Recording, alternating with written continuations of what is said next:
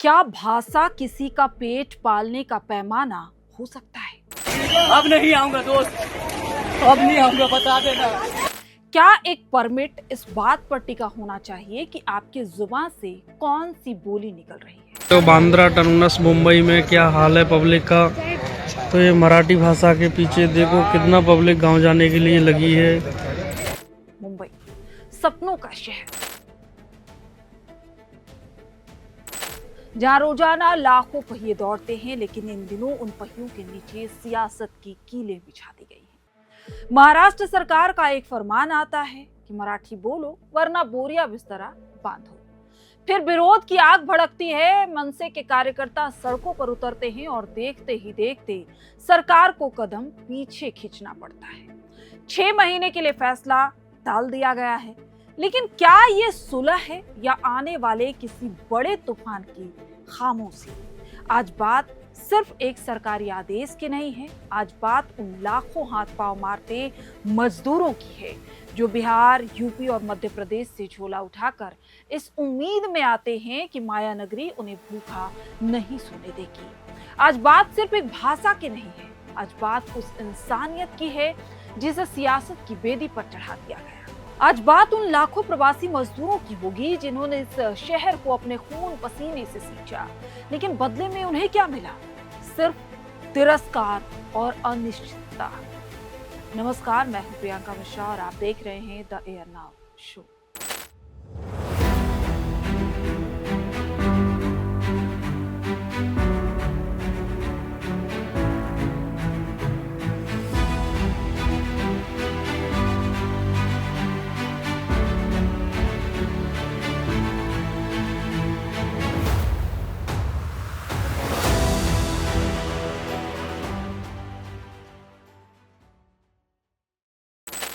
कहानी शुरू होती है परिवहन मंत्री प्रताप सरनाईक के उस ऐलान से जिसमें कहा गया कि 1 मई 2026 यानी महाराष्ट्र दिवस से, और उस दिन पूरा देश मजदूर दिवस भी मनाता है और उन्हीं प्रवासी मजदूरों के साथ ये सलूक झकझोरता है।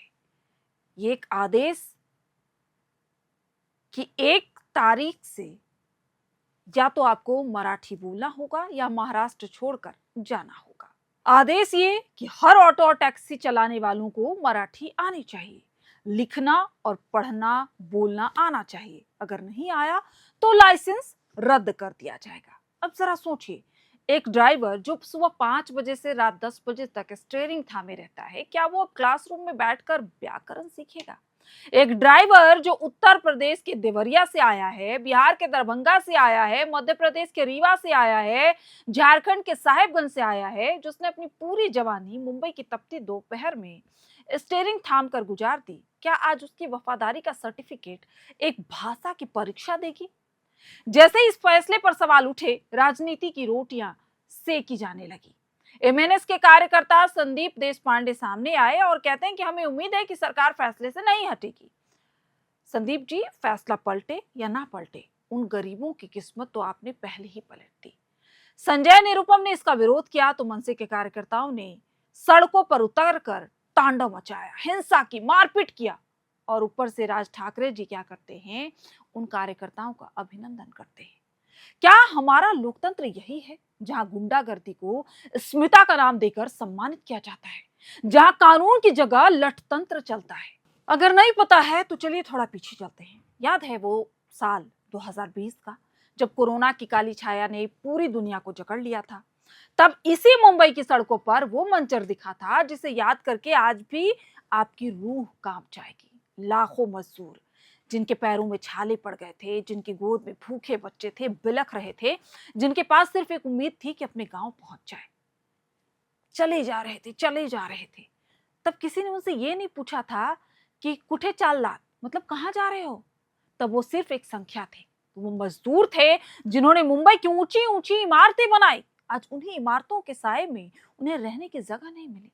वो पैदल निकल पड़े, हजारों किलोमीटर का सफर तय करने, रेलवे की पटरियों पर कट गए, सड़कों पर दम तोड़ दिया।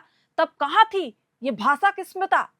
तब कहां थे ये परमिट के नियम, जब वो मजदूर अपना गांव, अपनी जमीन, अपनी बूढ़ी मां को छोड़कर यहां आता था? तो वो मराठी या हिंदी बोलना नहीं जानता था, वो आया था अपना पेट पालने, वो आता है अपने बच्चों के स्कूल फीस भरने, वो ऑटो चलाता है ताकि उसके घर का दिया जल सके।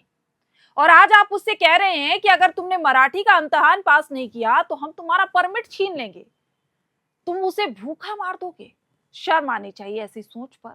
आपको ये हक किसने दिया कि अगर मुझे कोई बोली नहीं आती, मैं अगर गूंगी हूं तो आप मुझे काम नहीं देंगे? जो हाथ रिक्शा चलाकर शहर की सेवा कर रहे हैं, आज आप उन हाथों में कलम पकड़ाकर उनका सत्यापन करना चाहते हैं।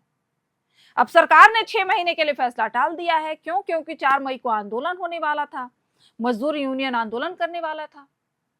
सरकार को डर है कि भैया वोट बैंक बिखर जाएगा।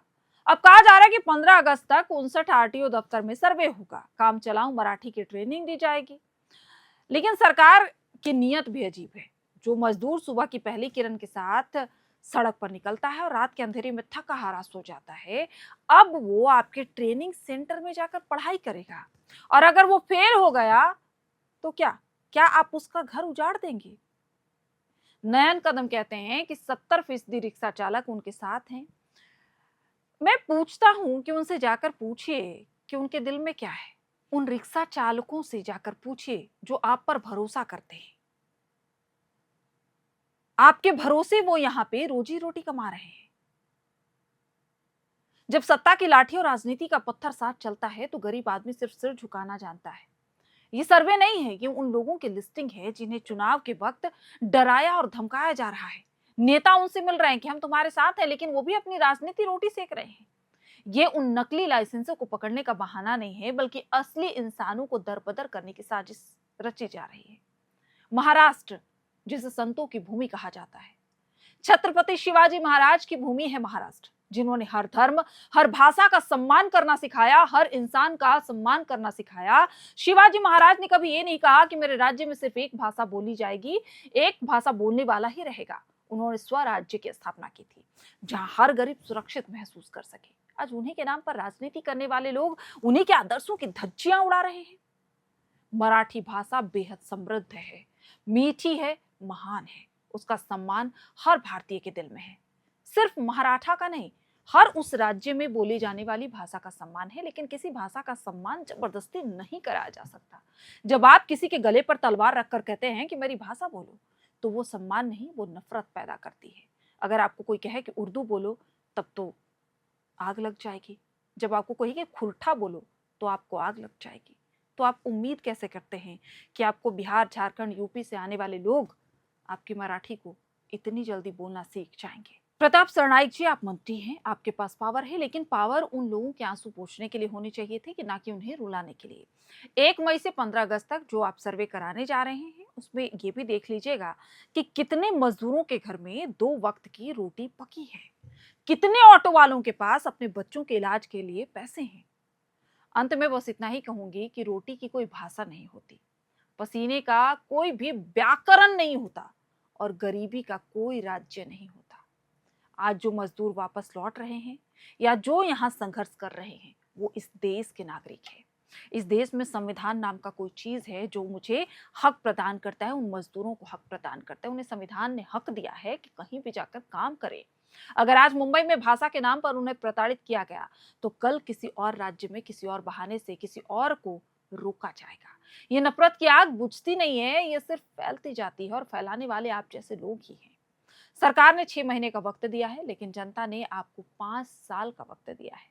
इस वक्त का इस्तेमाल नफरत की दीवार खड़ी करने में नहीं, बल्कि मोहब्बत के पुल बनाने में लगाइए।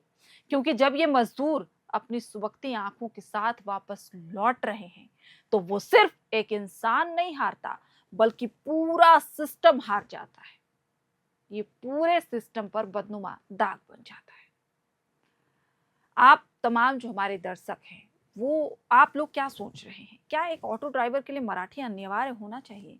क्या ये फैसला सही है, या सिर्फ मजदूरों का पलायन या मजदूरों को हटाने की कोशिश है? अपनी राय कमेंट बॉक्स में जरूर दीजिएगा, क्योंकि आपकी आवाज ही वो ताकत है जो इन बहरे सियासतदानों के कान खोल सकती है।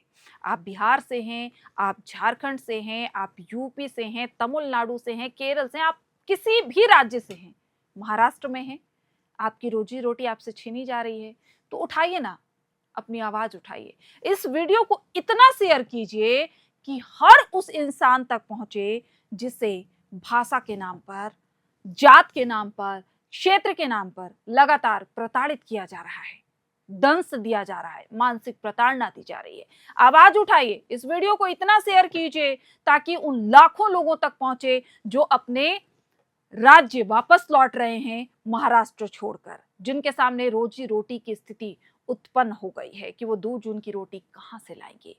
और हाँ, आप अगर आपके साथ ऐसा कुछ भी हो रहा है तो हमें कमेंट में जरूर बताइए, अपनी आवाज हम तक पहुंचाइए। हम आपकी आवाज बुलंद करेंगे, आपकी आवाज को ऊपर तक पहुंचाएंगे, आपको इंसाफ दिलाने के लिए हम हर कोशिश करेंगे। देखते रहिए अनाव। और हाँ, इस वीडियो को ज़्यादा से ज़्यादा शेयर कीजिए, सब्सक्राइब कीजिए, अपने लोगों को भी सब्सक्राइब करने बोलिए, क्योंकि एयर नाउ ही ऐसा प्लेटफॉर्म है जो आपकी आवाज़ को मुखरता से उठाता है।